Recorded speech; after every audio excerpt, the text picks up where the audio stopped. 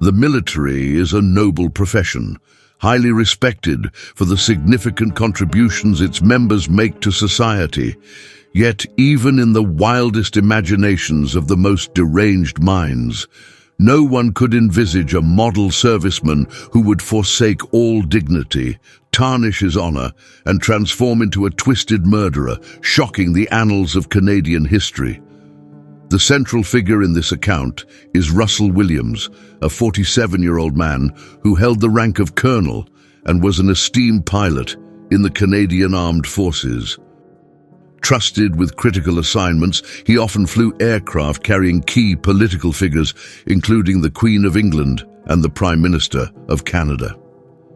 David Russell Williams was born on March 7, 1963, in Bromsgrove, United Kingdom. Then he and his family immigrated to Canada to live. He had to witness his parents' divorce when he was only 6 years old. His mother later remarried a close neighbor and had to move again.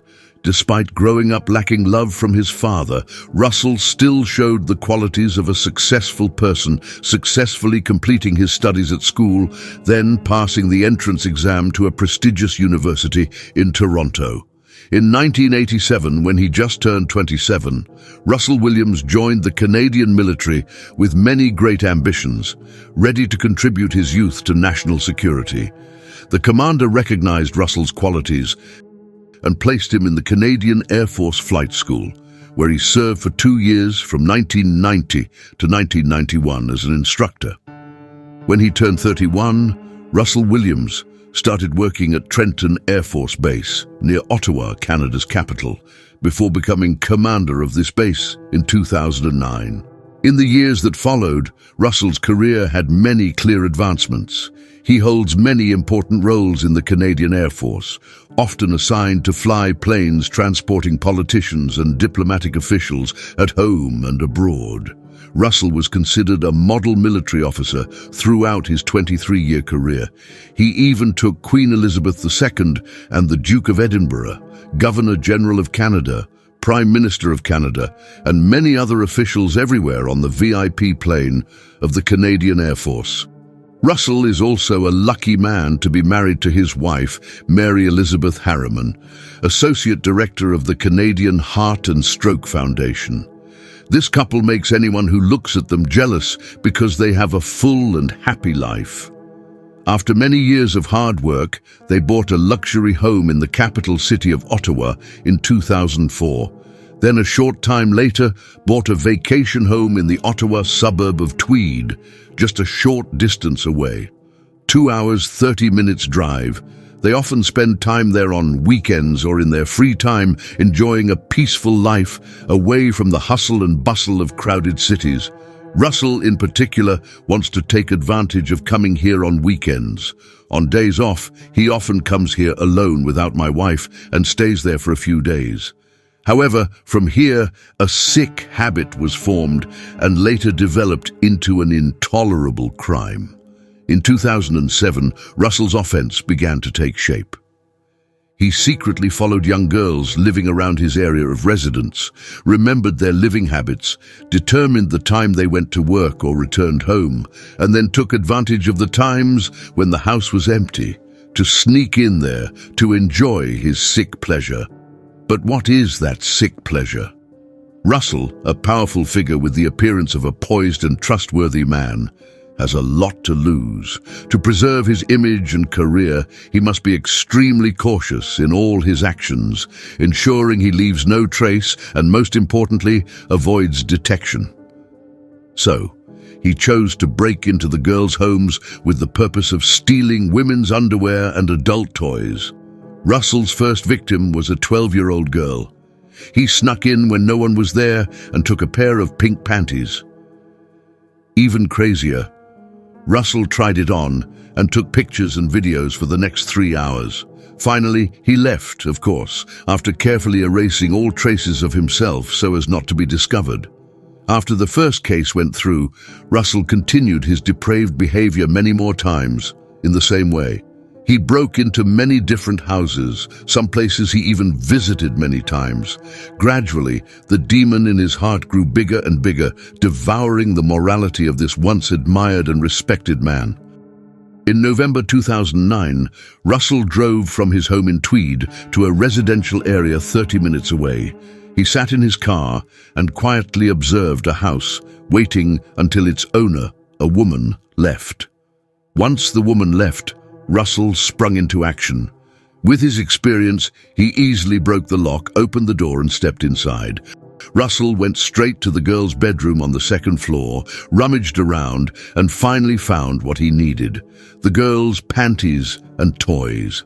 Not only that, Russell also accessed the victim's computer to steal adult movie videos stored there. After satisfying his pleasure, this time he left a letter to threaten the opponent, an unprecedented action. In the letter, Russell wrote, "If you like, just call the police to arrest me. I will publicly reveal all these embarrassing items to everyone and see if you have any face left to live at that time." These words show that Russell's behavior is becoming more daring than before, not just breaking in illegally and stealing property, but it has become an act of intimidation, endangering physical and mental health, and even the lives of others. The girl returned home late at night after a fun outing with friends and was alarmed to see that the door had been broken. She mustered up her courage and went to check around the house to look for the culprit, but Russell had long since run away. When she got to the bedroom, she was shocked to see everything ransacked, lying everywhere. She was even more frightened when she received a threat from a mysterious intruder. Because she felt unsafe, she did not dare to report to the police but went to a friend's house to stay temporarily for the night. However, she did not know that this was also part of Russell's elaborate plan. The girl's escape made the house an easier target. Russell understood this, so he calmly returned and continued his debauchery with the underwear. He took off his clothes, put on the girl's clothes, and freely posed in front of the mirror, filming and taking pictures for many hours without fear of the girl suddenly returning. A few days later, when the girl returned home, it was too late. Russell got what he wanted, while the girl was scared and couldn't report him to anyone. Just a few days after the incident, now it is the turn of a 21-year-old girl, a single mother living with her son in Tweed in the same neighborhood as Russell. Unfortunately, she became the next victim targeted by Russell.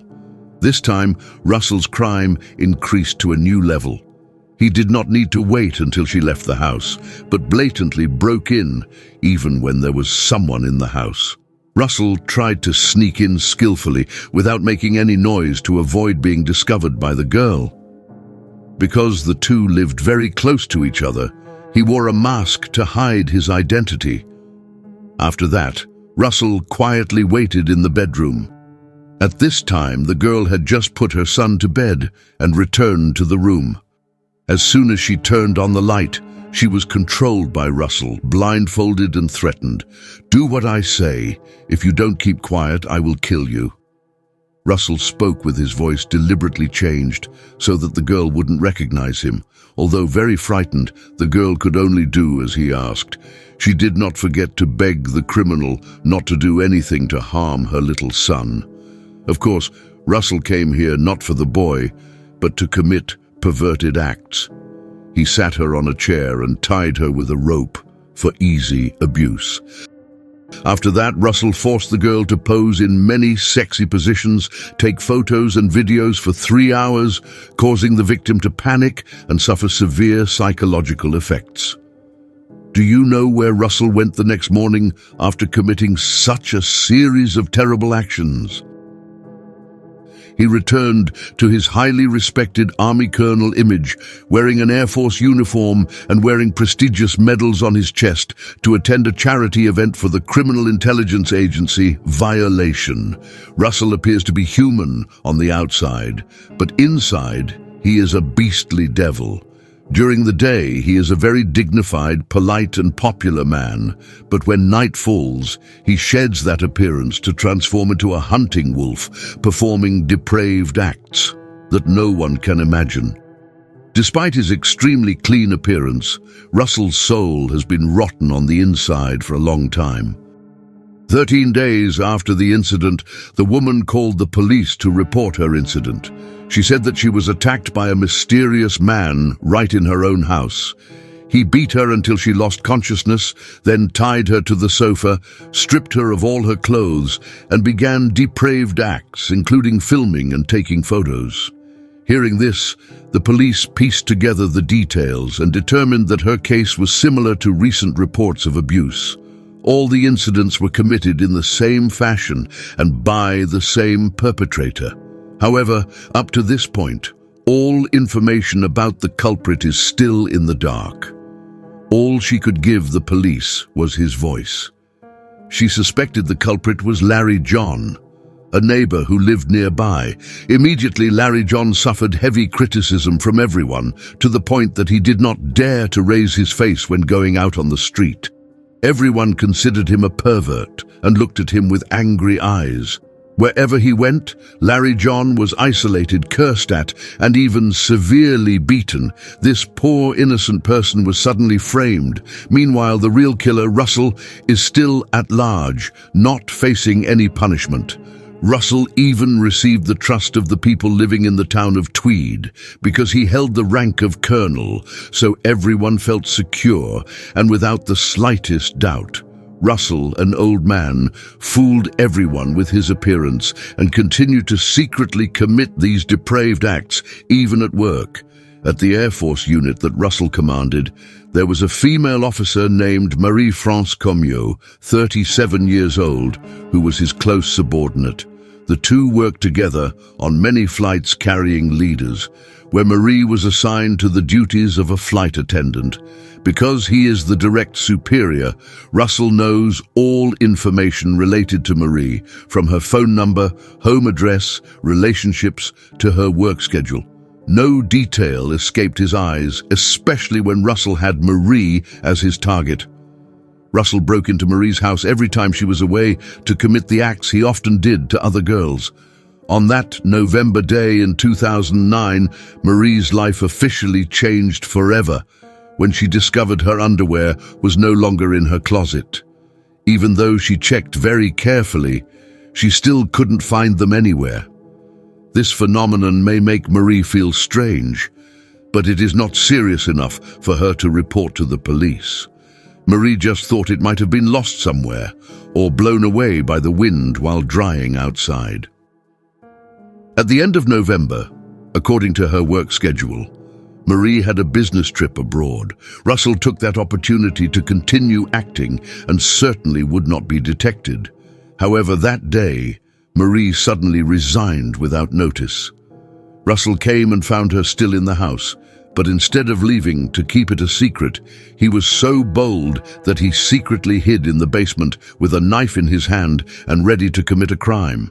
The presence of this uninvited guest made the house cat Marie feel uncomfortable because of being disturbed and continuously meow to warn the owner. Marie, out of curiosity, went down to the basement to check but did not expect that Russell was waiting with the murder weapon, a knife. The moment Marie turned on the light, she did not have any defense, so Russell used a flashlight to hit her head so hard that she lost consciousness. He then repeated his trick, wrapping tape around her face, then tying her to a pole and humiliating her. Even though Marie begged in extreme pain, he cruelly stood by and watched the victim gradually die from blood loss without any pity. After the victim died, he quickly cleaned up the crime scene and quietly left, as mysterious as when he appeared. A few hours later, Marie's boyfriend came to the house because he couldn't contact her, and was horrified to find that Marie had been brutally murdered and was lying cold in the basement. He immediately reported the crime and the police investigated, but all clues were erased. The villain plotted so sophisticatedly that he did not make any mistakes. After committing the crime, Russell still pretended as if nothing had happened. He even went to Marie's funeral to mourn her and send his condolences to the victim's family. Those tears deceived everyone, successfully concealing the crime they committed. During that time, the police were still actively investigating the perpetrator who killed Marie. Even an amateur would know that this was not the right time to act, let alone an old fox like Russell. He stayed motionless, returned to normal life as an exemplary man, always completing his work well, and when at home, always knew how to take care of his small family. 2 months later, as things gradually calmed down and few people were interested in Marie's case, the police investigation was no longer subject to rigorous scrutiny. This paves the way for the evil Russell Williams to return to his perverted hobby. His next target was Jessica Lloyd, 27, who worked in administrative duties, supporting school bus operations, living in an area close to the town of Tweed of Russell. Russell cannot forget the feeling of pleasure when torturing victims or doing depraved things with underwear. He was compelled to satisfy that sick pleasure. But this time, Russell's crime tactics changed. He no longer attacked the victim in the house, but kidnapped Jessica and took her to another place. The next day, January 29, 2010, Jessica's company tried to contact her after realizing her unusual absence, but all efforts failed. They contacted Jessica's brother for help. When he and the police went to check the house, they couldn't find her trace. The furniture in the house was disturbed, as if a thief had broken in. Notably, on the path leading to the garage, Jessica's glasses and wallet were found dropped, making the incident more serious. During the investigation, police discovered 2 important details. The first is a man's footprint in the snow in the backyard of the house. The cold weather caused this mark to freeze and appear clearly. Besides, there are also Jessica's shoe prints. The second detail is that the wheel tracks look extremely strange, certainly not the common type of wheels that people often produce and use in homes. From here, it can be concluded that Jessica was followed from afar and kidnapped by a stranger. Immediately, a large search was launched in the town. All forces were mobilized on a large scale because time is money, and the longer it is delayed, the more dangerous Jessica's life will be. Even Russell's unit joined the people. He played a perfect scene, reassuring everyone that they would be safe because the army was here. Russell said in public that our unit will provide the necessary support. This place is protected by our Canadian Air Force. It is truly unfortunate to see this terrible thing happen. However, despite efforts day and night, Jessica was never found. While the search took place, local police remained very focused on the evidence collected at Jessica's house. Because the tire marks were extremely special, they immediately thought of a plan. The police blocked all entrances and exits to the town, leaving only one entrance on Road 37. Any car passing through the checkpoint will be asked to stop for a thorough review. On February 4, 2010, finding the Nissan Pathfinder SUV was not too difficult for the police. Just by looking with the naked eye, they can recognize this special tire, identical to the mark left at Jessica's house. The police officers looked at each other in surprise, silently telling themselves that they had successfully set the trap. But they couldn't reveal it too clearly, otherwise they would let the perpetrator slip away. However, the most important thing at this time is to determine the owner of the car. Who is the person driving the car right now? And when the car window rolled down, the policeman was stunned to realize that inside was Colonel Russell Williams, an honorable man whom they had always respected. Russell still doesn't seem to understand what's going on. He said, "Can you guys do a quick check for me? My son is seriously ill, and I have to go home urgently to check on his condition." Faced with that urging, the police had no choice but to let Russell go through the checkpoint, even though their hearts were filled with a feeling of doubt. But the police later discovered that Russell actually had no children and everything he said was a lie. On February 7, 2010, Russell was finally summoned to serve the investigation. The person responsible for interrogating him was Jim Smith, a veteran criminal police officer of the state of Ontario. His intervention showed the seriousness of the case and also stemmed from the reason Russell was an army colonel, so he could not entrust responsibility to the local police. Sitting opposite Jim in the interrogation room, Russell did not show any fear, but on the contrary, he appeared very confident, constantly chewing gum. However, when mentioned about the similarities between his tire and the traces at the crime scene at Jessica's house, he was immediately confused and quickly confessed. Russell spent the next 10 hours telling Jim Smith about the process of committing his crime and the sick desire that crept into his soul and turned him into a murderer. Specifically, on the evening of January 28, 2010, Russell secretly followed Jessica from outside the house while she was exercising on the treadmill in the basement. At 1 a.m. the next day, January 29th, Russell broke into the house while Jessica was sleeping. He blindfolded her mouth and humiliated her for 3 hours. After satisfying his animalistic desires, Russell dragged Jessica into the car to take her to his home in Tweed. At this time, she was still alive and begged for her life to be spared. Russell agreed, but in return, she had to do what he asked, which was to let him rape her for the next 21 hours. After everything was over, Russell went back on his word and cruelly killed Jessica without any remorse. He kept her body discreetly in the garage, and when no one was paying attention, he secretly buried it in the forest of Tweed Town. Russell explained that he decided to plead guilty because he wanted to feel less haunted by what he had done and, more importantly, to ease the burden on his beloved wife. After giving his testimony, he left his wife a message expressing his remorse, hoping for her forgiveness, and asking his wife to continue taking care of the pet cat they had raised all this time. The case file was quickly completed in less than 24 hours. Russell was arrested by police and searched his home in Tweed and his home in Ottawa. Police discovered many notes, photos, and other evidence proving that Russell Williams was the perpetrator in previous attacks. Twice, he burned his collection of stolen underwear in open fields near Ottawa, but what was left was more than enough to convict him. The evidence included photos of the room of two 11-year-old twin girls and 87 sets of underwear stolen from a teenage girl who lived alone. In addition, his computer also stored many image and video files recording scenes of raping the victim. The police paid attention to a few documents, and in them there was full information about Russell's criminal plans.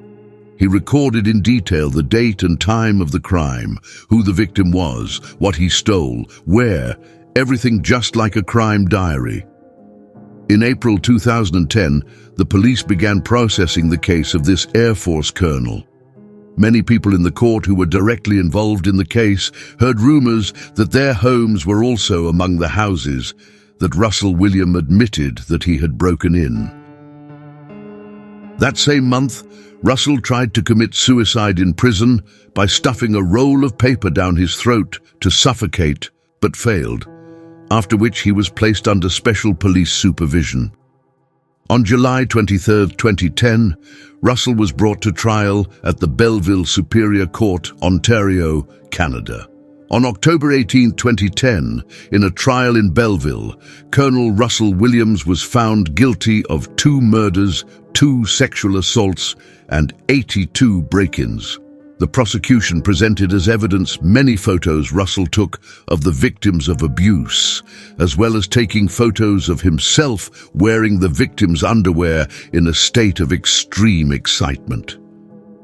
In some photos, he wore underwear printed with cartoon characters, and others showed close-ups of him wearing silk underwear in a state of high excitement. The prosecution only described the tapes he filmed himself, not daring to show them because they were too sick and violent. On October 21st, 2010, Russell was sentenced to life in prison for murder, with an additional 120 years in prison for other crimes. Even after this verdict, Russell did not show any remorse or apologize to the victims. The court ordered the destruction of the defendant's SUV and all records created by the defendant, as well as hundreds of stolen underwear. The court also fined Williams $800 Canadian dollars, 100 for each offencer, to be paid into a fund to support victims. When the press reported on Russell Williams' case, many Canadian citizens called for him to be executed, a punishment the country abolished in 1976. Currently, Russell Williams is being held in a maximum security prison in Kingston, Ontario. However, he could still be freed in 2035 at the age of 72, despite having committed terrible crimes. Some analysts believe that Russell cannot be considered a serial killer, because according to the standards of the FBI, the United States, and the Canadian Federal Police, a mass murder is defined as 3 murders that occur, according to a certain cycle. So if Russell had not been arrested after Jessica's case and remained at large in society, he would certainly have continued to commit crimes and cause even more horror. Experts analyze this incident as unprecedented, calling him a new kind of monster because no one had ever been successful, had such an enviable social status and honor. In just 2 years, he developed his pathological tendency into murder. The criminal's wife, Elizabeth, was not present at the trial, but her husband's guilt made her life increasingly difficult.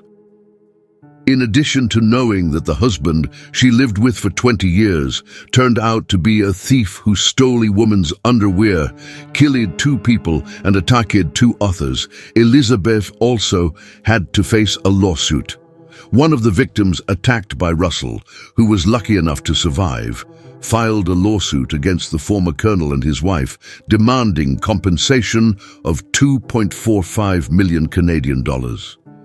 She not only wants to demand compensation from Russell for the crime and the mental harm caused to her, but also accuses them of illegally transferring assets to avoid potential monetary compensation awards, possible in the future.